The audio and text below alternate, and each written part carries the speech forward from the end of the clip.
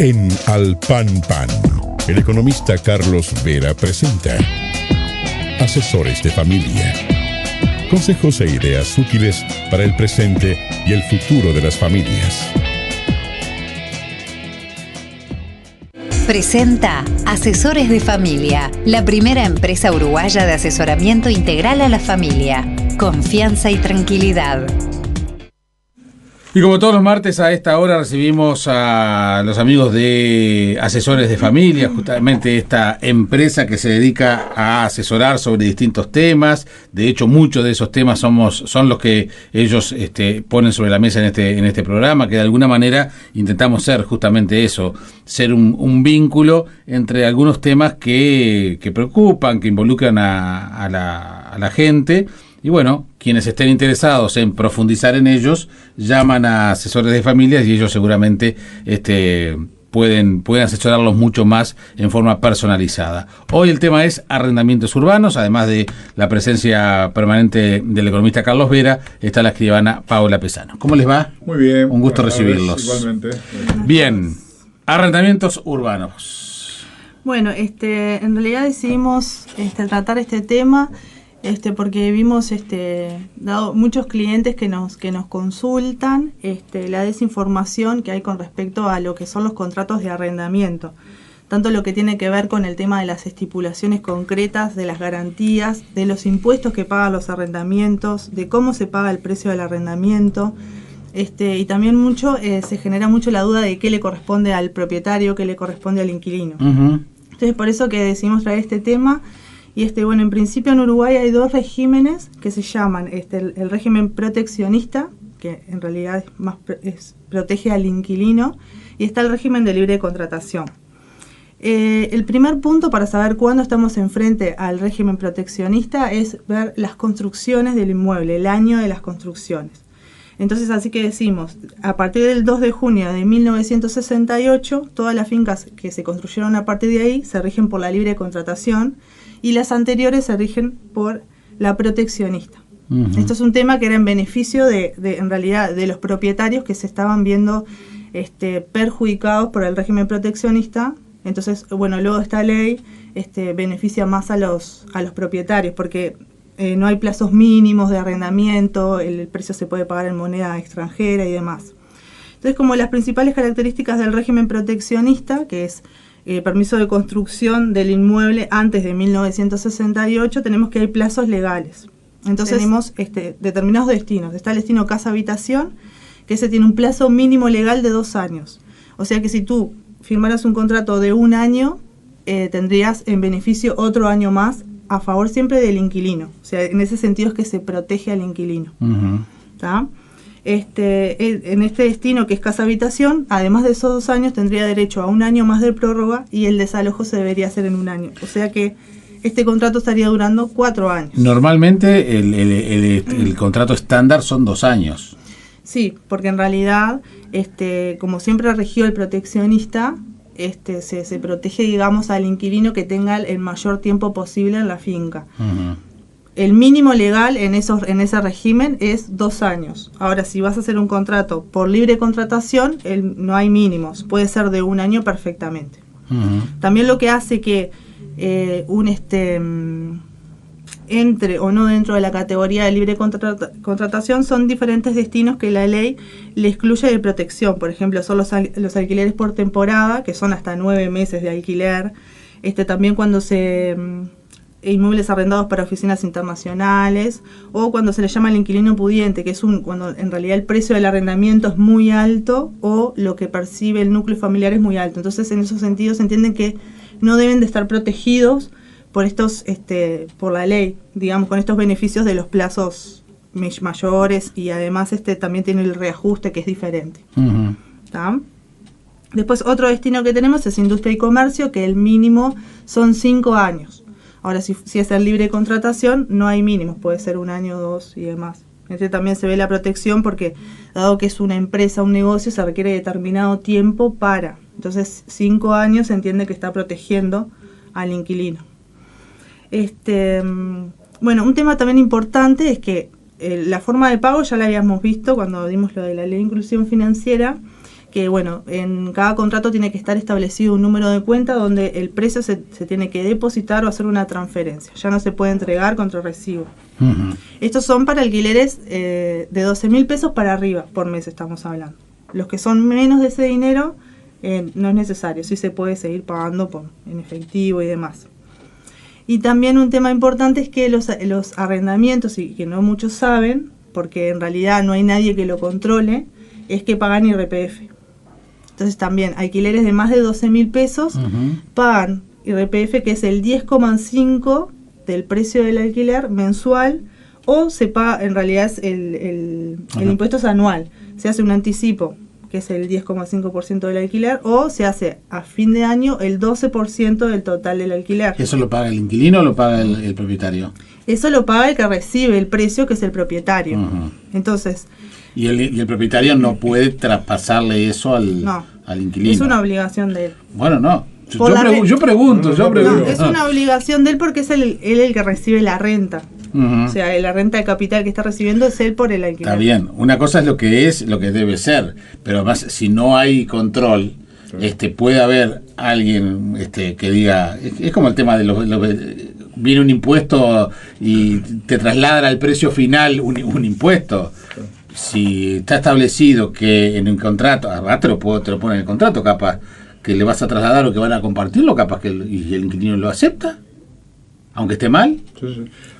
Digo, mala fe va en muchos lugares, con tal de pagar menos, pero uno hace. De cualquier manera, es bueno que el inquilino sepa. Siempre los impuestos son transferidos a los precios.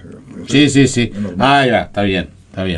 Sí, visto que se llega a establecer eso, o incluso se hace un precio menor para y le cobra otra plata por detrás. Bueno, esas son cosas que suceden.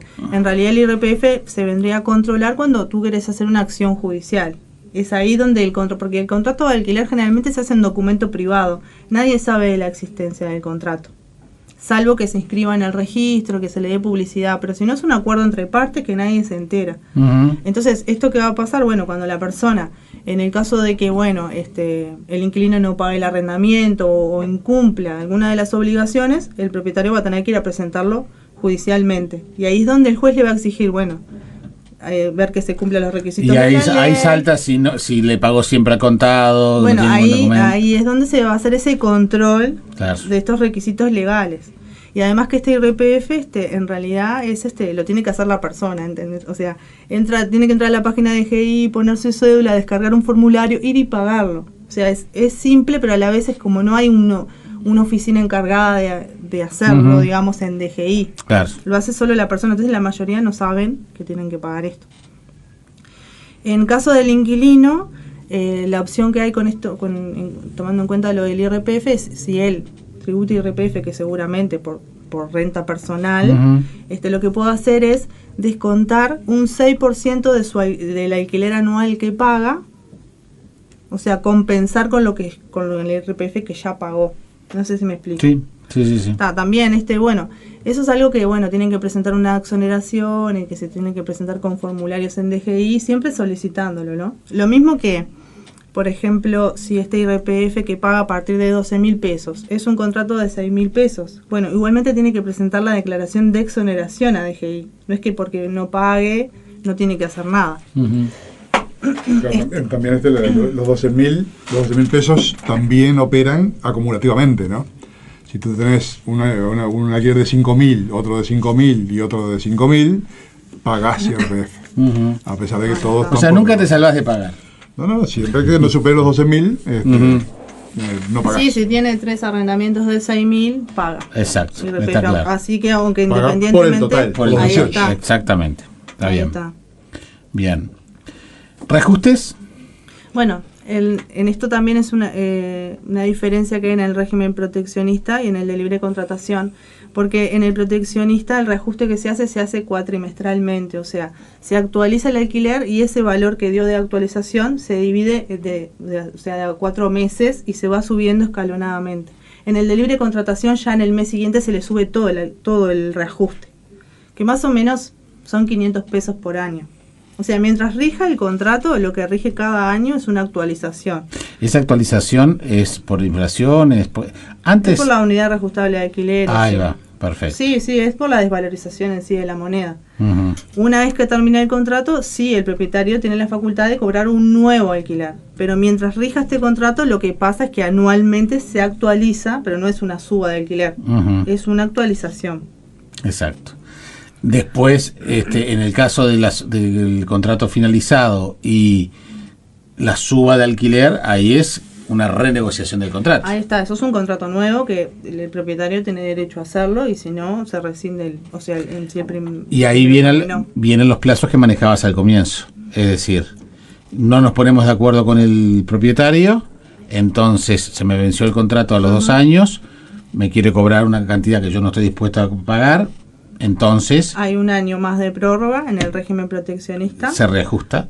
Se reajusta, sí, sin duda que tiene que seguir pagando, es como si ese contrato siguiera, se tiene que seguir pagando Con el y reajuste. los reajustes. No es un nuevo contrato, o sea que no pudo subir el alquiler. ¿Sí? Cobraba 10.000 pesos, bueno, sigue pagando esos 10.000 pesos, tiene un año más de prórroga y ahí entonces el propietario puede iniciar el desalojo. Y ese desalojo va a decir, bueno, el juez va a dar un día, se decreta el desalojo, ahí se tiene el plazo de un año más para irse de la finca. Ujú. Entonces, en ese sentido, es que se ve la protección para el inquilino. En la libre contratación, no, ya se termina el plazo, ya se inicia el desalojo y hay un año para desalojar, ya. O sea que serían, si el contrato era de un año, son 2 años con el año del desalojo. Ujú. Paola, en el caso de una empresa, de un comercio, que el contrato es 5 años, ¿los plazos cómo son? ¿También un año? No, en industria y comercio son 5 años y después el año de desalojo. Tampoco perfecto. tiene prórrogas. Bien, no hay ninguna No, prórroga. la prórroga es para casa habitación. Perfecto. Acá pregunta un oyente, ¿los impuestos municipales quién los paga? Los impuestos municipales corresponden al inquilino. Todo lo que tenga que ver con la mantención del lugar. Ahora, lo que es contribución inmobiliaria primaria que afectan directamente al inmueble, eso sí los paga el propietario. Pero ya sea la tarifa de saneamiento, luz, agua, tributos municipales, le corresponden al inquilino porque es el que está usando en ese momento de la finca. Ahora, la contribución inmobiliaria no, porque es a la propiedad, es un impuesto a la propiedad. Perfecto. Otro oyente dice, soy artesano monotributista, ¿tengo que hacer algún tipo de declaración jurada? No sé si tiene que ver directamente con esto. No sé si quizás él es lo que tiene es un monotributo y está arrendando y quiere descontarlo del alquiler. El monotributo es muy particular, porque en realidad se hizo específicamente para determinadas personas que puedan aportar, pero yo no sé si él aporta IRPF. Si él aporta IRPF, sí podría, y tiene un contrato de alquiler a su nombre, como inquilino. Vamos por otra cosa, se podría IRPF por otro lado, digamos, porque si es monotributista, es lo único que pagas es por el negocio, ¿no? Depende de pagar IRPF por otras cosas, pero no. Pero está diciendo por monotributo, creo que no paga IRPF el monotributo. No. No, entonces en ese caso no, porque tiene que ser contribuyente ya del impuesto para poder descontar. No tiene nada que ver el tema de la actualización del contrato, ni por esto que decías del reajuste, si el sueldo del inquilino se reajustó o no se reajustó. No, si no, se es independiente. No tiene nada que ver. No, al año se reajusta, sí o sí. Uh-huh. Pero no tiene nada que ver con el sueldo de la persona. Lamentablemente. No tiene nada que ver. Uh-huh. No. Perfecto. No, porque es un oyente que pregunta eso. Bien. Si no tenés contrato, ¿cómo te dan el desalojo? Pregunta este otro oyente. Bueno, el tema es que el arrendamiento igual nace sin contrato, porque el contrato verbal funciona. El tema es todo un tema de la prueba, siempre decimos lo mismo. A ver. Si es válido el contrato entre partes, un contrato verbal, decir yo te permito que vos vivas en mi casa por determinado plazo y demás, pero bueno, ahora a la hora de probarlo se probará con los recibos de pago que le dio a la persona, desde qué fecha y demás. Y en base a ahí se tomará en cuenta el año de la construcción de la propiedad para ver si corresponde a proteccionista o a libre contratación, y en base a eso se le dará el desalojo. O sea que si tú me alquilaste a mí una casa, como tenemos confianza, fue todo de palabra, cada vez que te pago hacemos un recibo, bien, a los 2 años no nos ponemos de acuerdo, me inicias el desalojo, dejamos de ser amigos, y esos recibos, ese trato de palabra alcanza para ir a la justicia para el desalojo. Sí, porque el arrendamiento verbal es válido. Ah, bien. No, porque a veces le damos al valor de lo escrito del contrato, capaz que lo que no está escrito como que no existe, y está bueno que lo aclares. En este caso de arrendamientos sí es válido. Quizás no beneficia para determinadas situaciones, pero bueno. En este caso funciona. En este caso Perfecto. sí, para probar se tendría que probar con los recibos de pago, comprobar que desde tal fecha tú me estás pagando y esa regularmente casa la del misma alquiler. cantidad. Entonces, todos los de ahí meses. podemos ver desde qué fecha es. Exacto. Inclusive también el año de desalojo que corre si sos buen pagador. Ah, buen dato de sacarlo, Sí. saber. Porque si no sos buen pagador, Claro, es que en podés realidad desalojarlo en se- el corto plazo, en mucho menos de un año. se puede desalojar por diferentes causas o puede haber determinados Perdón, y sin el año de gracia. Sí, claro. Claro, el tema es que cuando inicias un juicio de desalojo por mal pagador, cuando se le notifica a la persona tiene un plazo para pagar. Si paga, se considera buen pagador. O sea, que si vuelve se todo asume la para deuda, atrás. digamos. Asume la deuda, se inició el juicio de desalojo por mal pagador, se le comunica a la otra parte tiene un plazo para pagar. Si la persona paga, sigue como buen pagador. Ujú. Es algo bastante... Proteccionista también. Es muy proteccionista en este caso porque... Bueno, en general los propietarios siempre se quejan de que las leyes están pensadas para beneficiar al inquilino, ¿no? Sí, sin duda. Sí, en general la ley siempre tiene una tendencia a privilegiar al más débil, digamos. Exacto, en general, la ley. Sobre Claro, todo pero en este trabajo y caso, bueno, lo que se ve que, o sea, el contrato es un acuerdo entre partes donde hay obligaciones para ambas partes. Cualquiera de las dos partes puede reclamar. Lo que pasa es que lo más común es que se reclame el pago de que no se pagó el precio. Pero también puede pasar que, no sé, sucedió Arreglos. un hecho fortuito, caso mayor y bueno, la propiedad se deterioró, ¿no? Tú le pedís al propietario que no la arregle y que la arregle y no la arregla. Entonces depende de ti iniciar una acción judicial. Quizás no la haces y esperás y bueno, porque también lleva tiempo iniciar un juicio y demás, pero también la otra Sí, persona ahí tiene. lo que funciona, y lo digo por experiencia, a veces los intermediarios, ¿no? Cuando hay una inmobiliaria, etcétera, que la inmobiliaria en general muchas veces siente que está del lado del propietario, que representa los intereses del propietario, y no se da cuenta la inmobiliaria que en realidad está en el medio de ambos y también representa al inquilino. Sí, ¿no? está como mediador. Es un entre mediador, ambas partes. no es el representante legal del empresario, del propietario. Sí, también se da mucho en las inmobiliarias que hacen contratos con cláusulas que son abusivas justamente para el inquilino. En este afán de proteger al propietario, muchas veces ponen cláusulas que son nulas y que si el inquilino se presentara podría anular ciertas cláusulas. Ujú. Porque claro, lo que ellos, o sea, la persona que le paga a ellos, a la inmobiliaria, es el propietario. ¿Tenés Entonces es el que van a ejemplo de tratar de... ¿Tenés ejemplo de cláusulas abusivas? Bueno, cláusulas abusivas en realidad sería porque el propietario es el encargado de hacer las reparaciones mayores, las que se llaman no locativas. Las locativas se debe encargar el inquilino, que son, bueno, mantener la casa, que las paredes no se... O sea, lo de todos los días, Ujú. ¿no? Tampoco es que voy a la casa y rompo todo y lo paga el propietario, no, tiene que cuidar la casa para lo que fue arrendado. Ahora, el propietario sí tiene que reparar defectos de construcción y, por ejemplo, de caso fortuito fuerza mayor también, o sea, viene un terremoto, no sé, cualquier cosa de esa, es su propiedad y es él el que la tiene que reparar. Entonces, una cláusula que yo entiendo abusiva, hay muchas posiciones en todo esto, porque también el código es como muy general y acepta que se pacte en contrario. No es nulo que se pacte en contrario, pero es abusivo que poner la carga de reparar esto al inquilino. Eso sería una cláusula abusiva. Claro. Porque él no es el propietario. Digo, pero por ejemplo, Bien. tengo un ejemplo muy cercano de una deuda generada por una pérdida de agua Ajá. de 12.000 pesos, y obviamente la casa está a nombre del propietario. Y la OCE al único que le da bolillas al propietario. Y resulta que había una inmobiliaria que no quería molestar al propietario porque no tenía tiempo. En realidad, los contadores de OCE, siempre que se arrienda, se ponen a nombre del inquilino, Bueno, para evitar todas estas cosas, como la luz Claro, pero también. como no se había cambiado, Claro. en ese caso Sí. o se no acepta otro. Y entonces, y estábamos hablando de una deuda importante por una pérdida de agua, ¿no? Claro, en este caso fue error de ellos en realidad, porque con el contrato de arrendamiento, igual llamás por teléfono a OCE y OCE te hace el cambio a tu nombre, no te pide demasiado. Ujú, está. Si quiere que le presentes está el bien, contrato. Pero ante hechos consumados, Claro, sin duda. ¿no? Pero bueno. Sí, Sin duda, en realidad las reglas generales, o sea, el código y la ley fijan reglas generales, bueno, quién se va a encargar de tal cosa, quién se va a encargar de otra. Pero también está a lo que las partes acuerden, porque también se dice, bueno, el propietario debe entregar la finca prolija, arreglada y demás, salvo que el otro acepte que no, que se la dé destruida y que la va a arreglar. Claro. Son pactos que hacen las partes. Sí, y siempre que estén escritas mejor. Siempre que estén escritas, si están los dos de acuerdo, pueden pactar. Acá preguntan por la humedad de cimientos, ¿quién se hace cargo? Bueno, eso yo entiendo que sería el propietario, porque eso no es algo que tú provocaste por el normal uso de la vivienda.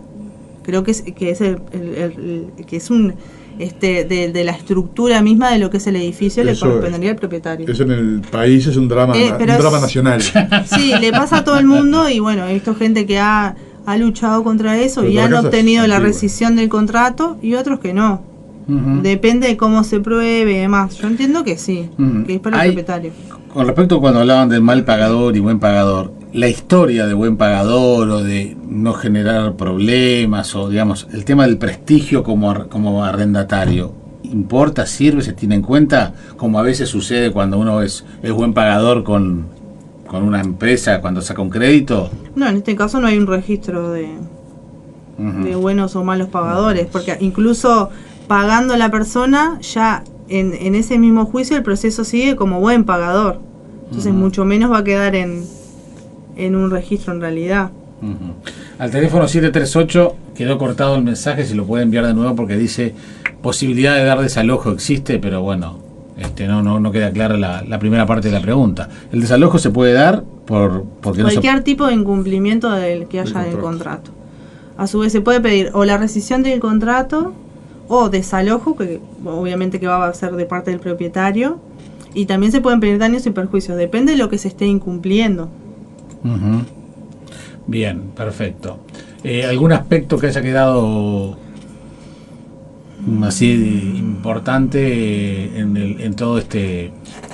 Bueno, también un tema importante que se da es cuando hay un contrato entre dos personas y una de ellas fallece. ¿Qué pasa con el tema de los herederos? En este caso, por ejemplo, y también... ¿Cómo es la cuestión? Por ejemplo, cuando el contrato es entre dos partes y una de esas fallece, ese contrato pasa a los herederos. O sea, en realidad estaría obligando a una parte de ellos, el heredero del arrendador, que es el propietario, digamos, debe respetar el plazo para los arrendatarios, para los inquilinos. Si es al revés, no. O sea, si fallece la persona que está el inquilino, el otro no debe respetar el plazo, decir, bueno, nos tenemos que quedar acá arrendando. Parece lógico también porque quizás esas personas no vivan ahí. Pero sí los otros tienen que darle el derecho a respetar ese plazo.